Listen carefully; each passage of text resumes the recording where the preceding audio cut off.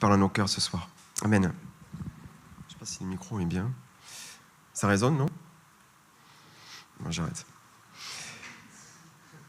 Donc, j'ai été béni par ce qu'on a entendu dimanche à la prédication. On parle de cette petite graine. Je ne sais pas si vous étiez tous là. Cette graine de vie que l'on reçoit, on a vu ça dans 1 Corinthiens 15. Cette graine de vie que l'on peut recevoir, cette semence de vie qui fait que cette vie de Christ se développe en nous. Mais c'est vrai que la graine, bien sûr, on sait que c'est cette vie, on doit prendre du recul pour en profiter vraiment. Et ça me faisait penser que s'il faut du temps avec Dieu pour grandir, le temps c'est important. S'il faut du temps pour grandir, prendre du recul, pour laisser Dieu agir dans nos cœurs et que sa vie se développe en nous, il faut laisser du temps à Dieu, mais des fois il ne faut pas laisser de temps pour d'autres choses. Je vous propose le verset de 59 de Luc chapitre 9. Donc Luc 9 chapitre 9, verset 59. Il s'agit de Jésus qui s'adresse à des disciples. Et il dit justement quelque chose d'assez fort. Il y a un disciple, il dit à un autre disciple, « Suis-moi ». Et il répondit, « Seigneur, permets-moi d'aller d'abord ensevelir mon père. » Mais Jésus lui dit, « Laisse les morts ensevelir leurs morts. Et toi, va annoncer le royaume de Dieu. » C'est quand même fort, cette façon de s'exprimer. On a un peu vu ça juste dans les actualités, quand un homme politique allemand a parlé de ceux qui seront vaccinés. Il y aura des vaccinés, il y aura d'autres qui se feront tester, puis d'autres qui seront morts. Voilà, donc c'est quand même fort, ça a choqué les gens. J'imagine quand même à cette époque, je ne sais pas si c'était la culture, mais en tout cas, Jésus a pu peut-être être choqué la personne à qui il s'est adressé, mais ce n'est pas pour rien qu'il a dit ça.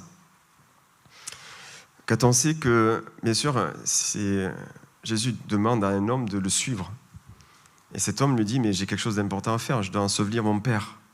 C'est important. C'est un peu...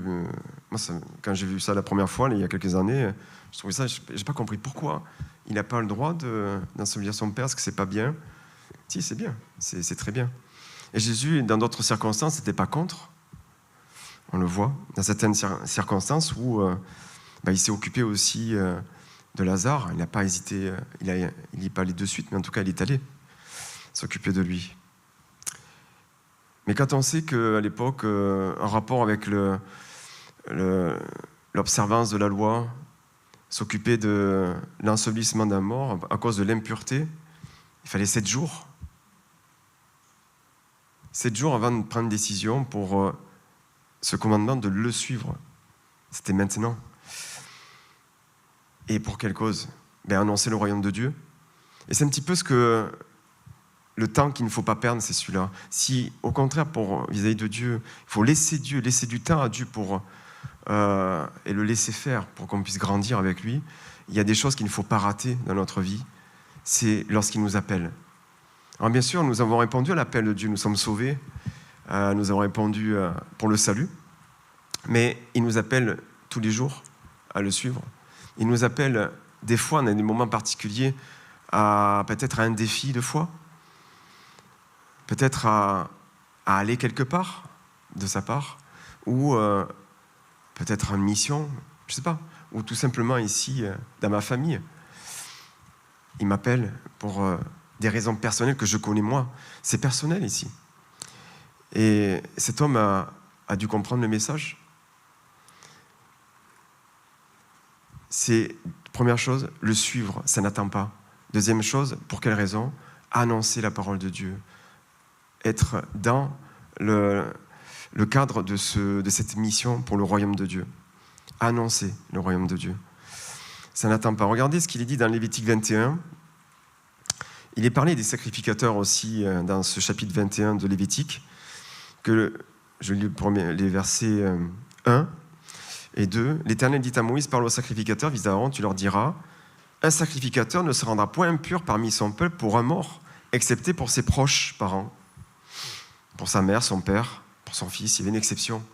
Mais si on lit un petit peu plus loin, verset 10, le sacrificateur qui a la supériorité sur ses frères, sur la tête duquel a été répandue l'huile d'onction et qui a été consacré et revêtu de vêtements sacrés, ne découvrira point sa tête et ne déchirera point ses vêtements.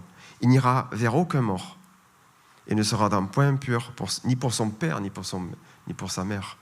C'est l'opposé. Mais là, ici, il s'agit d'un sacrificateur consacré qui a reçu l'huile d'onction. Il est consacré. Et c'est notre cas aussi. N'avons-nous pas reçu cette huile d'onction? Nous ne sommes-nous pas destinés à être consacrés dans notre vie chrétienne?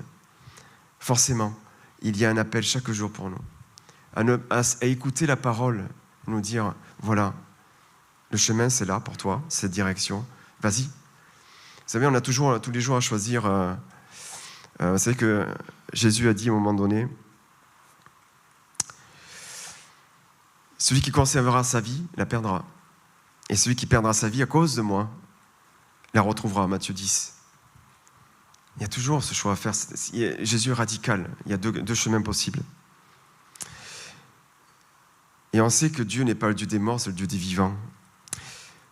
Je finirai par ce passage de Deutéronome 30, verset 19, qui nous place devant notre responsabilité, nos choix, tous les jours de notre vie. À faire ces bons choix, je répète, afin que, ensuite, si nous répondons à cet appel, c'est là que la petite graine va pouvoir faire son effet. C'est important. J'ai mis devant toi la vie et la mort, la bénédiction et la malédiction. Choisis la vie. Choisis la vie, c'est perdre ma vie, afin que je réponde à l'appel de Dieu. C'est tous les jours notre appel. Seigneur Jésus, merci. En tout cas, aujourd'hui, ce soir, peut-être, on peut entendre cet appel